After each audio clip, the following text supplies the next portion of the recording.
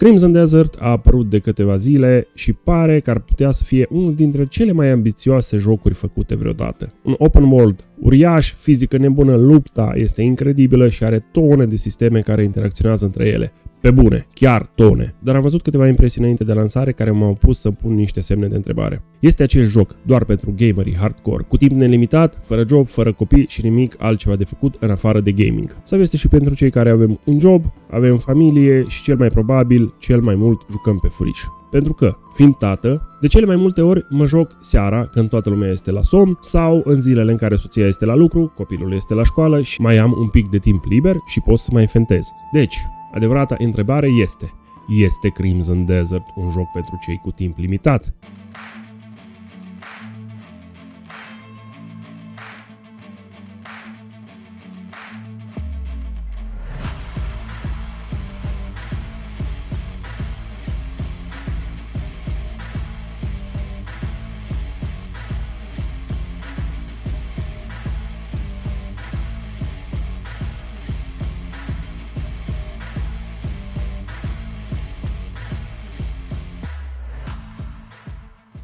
Vorbim astăzi despre Crimson Desert. N-ai auzit de jocul acesta? Trăiești sub o piatră? O să mă prefac că voi sunteți cei care ați întârziat la petrecere, nu că eu am aflat abia acum vreo 3 săptămâni despre acest joc. Deci, Crimson Desert este un joc de tip Open World Action Adventure Sandbox. Mamă, câte cuvinte la un loc.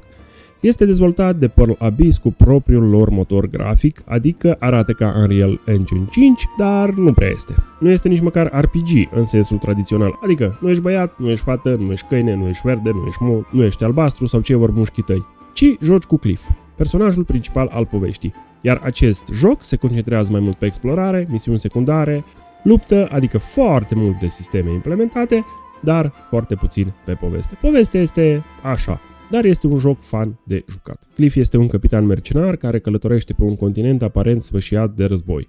Lumea este deschisă, este mare, este fără întrerupere aproape. Din ce am înțeles, îți ia vreo 6 ore pe jos să străbați toată harta. Sunt orașe peste tot, există sălbăticie, sunt munți, ruine, efectiv avem foarte mult de explorat. Se pare că poți traversa harta în multe moduri diferite, cum ar fi un cal, un dinozaur, pe un dragon, într-un robot, ai și jetpack, plus un wingsuit de zici că a fost șordit de la Venom. Chestia cu calul îmi amintește de Red Dead Redemption 2, faptul că poți să planezi îmi amintește de Spider-Man 2, te cațeri pe aproape orice, ca în Assassin's Creed Valhalla, și ai un robo-costum ca în Gears of War. Poți pur și simplu să dai peste lucruri interesante de făcut. Lupta pare să fie bazată foarte mult pe fizică, arunci NPC-uri, spargi obiecte și ai un sistem de grappling. Pe scurt, ai impresia că cineva și-a notat toate chestiile cool din jocuri și le-a pus într-o ală și a scos acest joc. Ai la dispoziție o mulțime de interacțiuni cu mediul și NPC-urile, tone de conținut secundar, întâlniri aleatorii, o mulțime de alte activități, cum ar fi vânătoarea și pescuitul. Multe sisteme diferite stratificate unul peste celălalt, cum ar fi sistemul meteo,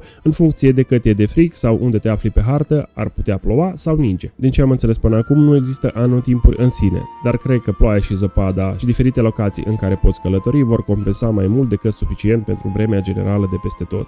Nici măcar nu știu dacă mi-aș dori asta, adică dacă am chef de zăpadă, mă duc în munți, dacă vreau să fie soare, mă duc în deșert. De asemenea, mă întreb dacă vor exista evenimente dinamice în lume sau poate ceva legat de poveste, cum am văzut în Elden Ring, unde anumite elemente ale hărții sunt schimbate în moduri ciudate. Însă îngrijorarea pe care o am, sau să zic așa, problema tatălui, este că unii oameni care au jucat, de fapt, jocul mai devreme, au spus niște lucruri interesante. Au sugerat că ar putea fi copleșitor la început. Posibilele probleme ar putea fi multe sisteme de învățat, mecanici de luptă care necesită timp pentru a fi stăpânit, diferite unelte și abilități de deslușit, misiuni potențial lungi și consumatoare de timp. Plus că avem și tone de distrageri în lumea deschisă. Sincer să fiu, dacă aș avea timp nelimitat, toate acestea sună uimitor. Doar o lume uriașă, tone de sisteme și lucruri cu adevărat nesfârșite de făcut. Dar dacă ești tată ca mine, care fură timp de joacă în momentul în care gașca s-a dus la somn sau ai alte lucruri de făcut, asta ar putea să fie o problemă. De exemplu, dacă durează o oră să-ți dai naiba ce faci, atunci sesiunea ta de joc este practic terminată.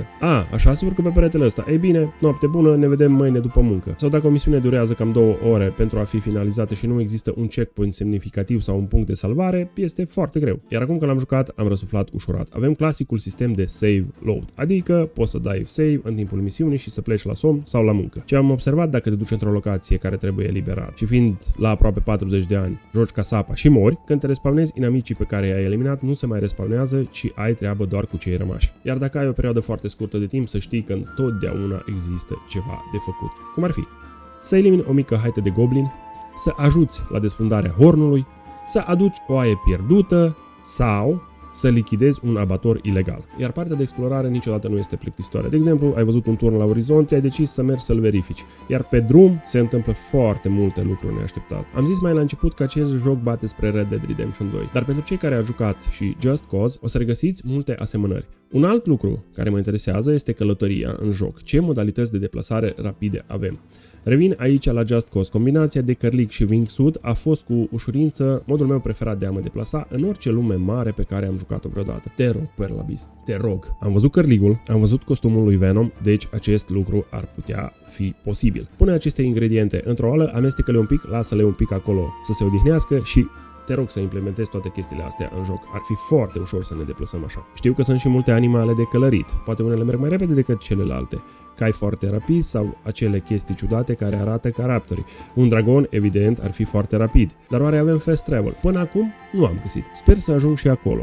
Din câte mă amintesc, într-un review știu că există locații de fast travel care pot fi deblocate. Sau poate un fast travel la turnul din Abyss și efectiv sărim de acolo, costumul ăsta al lui Venom ne duce pe unde vrem noi. De ce zic că avem nevoie de aceste mijloace de deplasare rapidă? Atunci când ai la dispoziție 1-2 ore pentru joc, chiar nu-ți dorești să pierzi 30 de minute călătorind aiurea. Aici mă refer, bineînțeles, doar la misiune, pentru cei care doresc să exploreze și au timp, bravo lor, să se bucure de privilegiu. Iar dacă mă întrebați dacă acest joc respectă timpul jucătorului sau pur și simplu presupune că toți avem timp nelimitat, din ce am văzut eu în câteva ore de joc, se pare că Crimson Desert ar putea fi perfect pentru ambele stiluri de joc. Sesiuni de joc lungi și sesiuni de joc scurte. Adică este un joc atât pentru gamerii hardcore, cât și pentru gamerii care au și alte chestii pe cap. Poate după o săptămână vă las mai multe detalii, asta în cazul în care apuc să joc ceva în acea săptămână. Și dacă sunteți curioși dacă Crimson Desert funcționează și pentru oamenii ocupați, rămâneți prin preajmă și aflăm împreună. Ne vedem curând, v-am salutat!